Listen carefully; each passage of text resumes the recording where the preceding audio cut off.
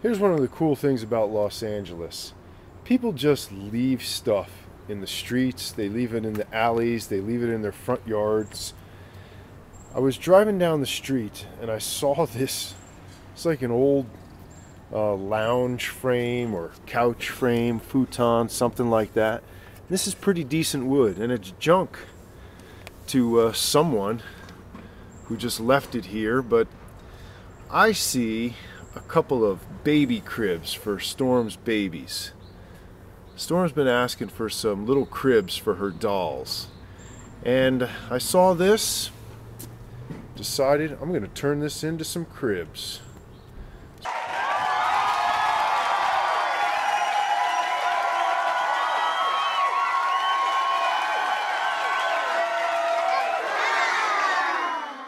Well, I'm ready to get started doing something with this wood, and unfortunately, Cousin Brucey couldn't be here today. He's actually busy.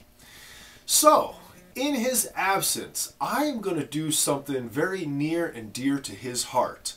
I am going to construct whatever it is I'm building today without using any metal. No metal brackets, no fasteners, no nails, no screws.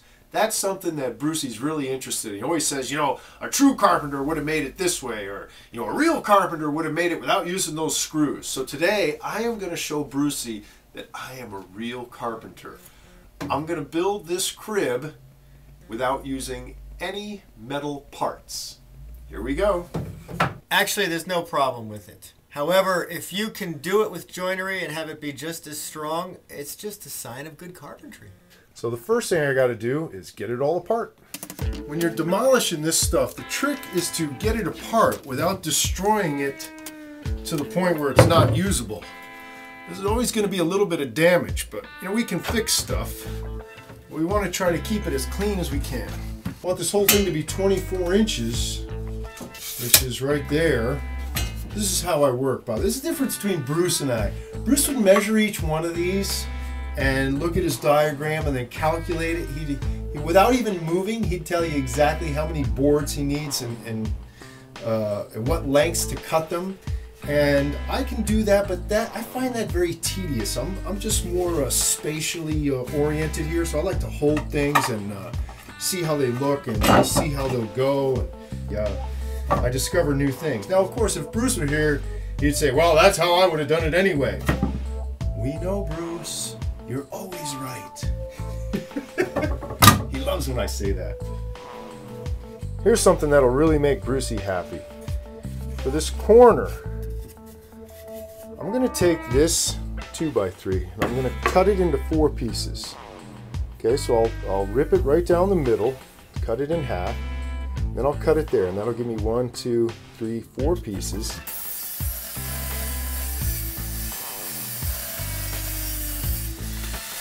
And I'll use each one of them for a leg.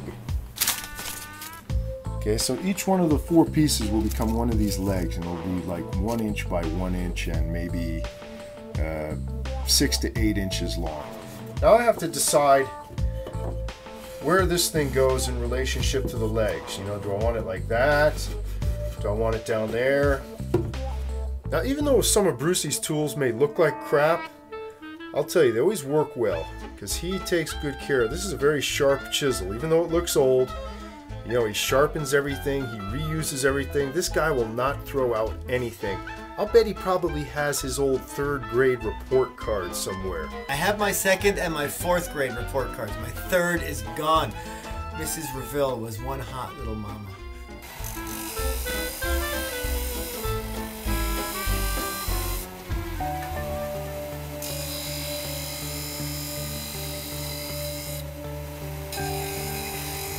Okay, here's something Bruce is sure to love.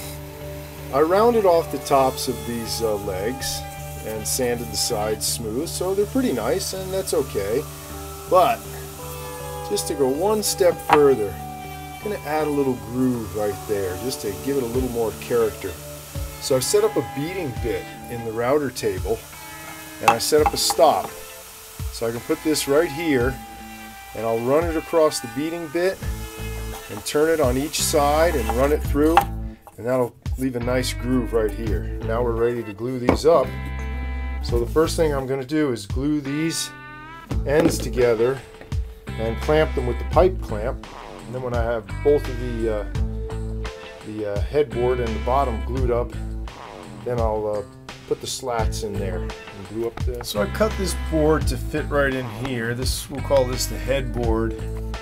And what I'll do is just mark it right there and do the same thing here, mark it here, and I'll just kind of freehand a little whoop-de-doo curvature on there. Not really too concerned what it looks like. As long as it's curvy and smooth, it'll be fun. What's your favorite part of the bed that I made? Not the stuff you did. What's the favorite part of what I made? Which part? That one? Why do you like that? Because it's wavy. How do you know how to make a wavy line? You just make them. Just go woo, woo, woo, woo. Hey, you know what? I got this thing cut and shaped, and I'm going to put it in here, and I'm going to glue it, but to give it a little extra strength, I'm going to cut a couple of dowels, about 1 inch long. Put one in there, and I'll drill corresponding holes here, so it'll sink in, and that'll really be nice. But more importantly, it'll make Brucey happy.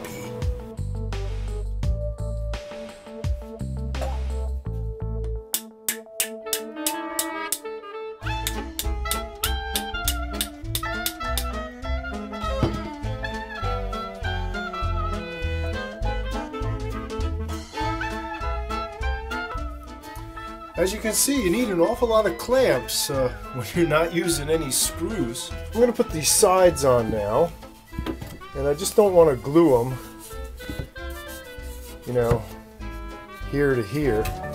So instead I'm going to cut a rabbet, a slot right along here, so that this thing can then slide right into here, and that'll give it a nice snug fit, hold it all together.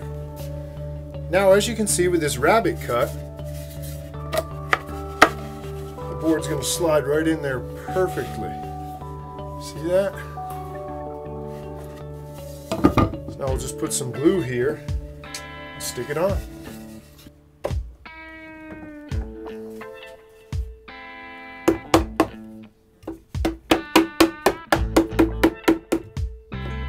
It's a nice fit.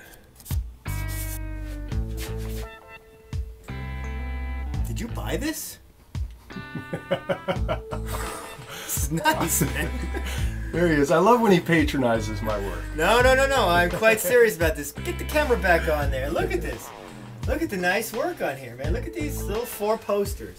Interesting thing about Storm is how maternal she is. She loves babies. She loves dolls. She loves live babies. She loves picking up babies. She loves picking up her friends.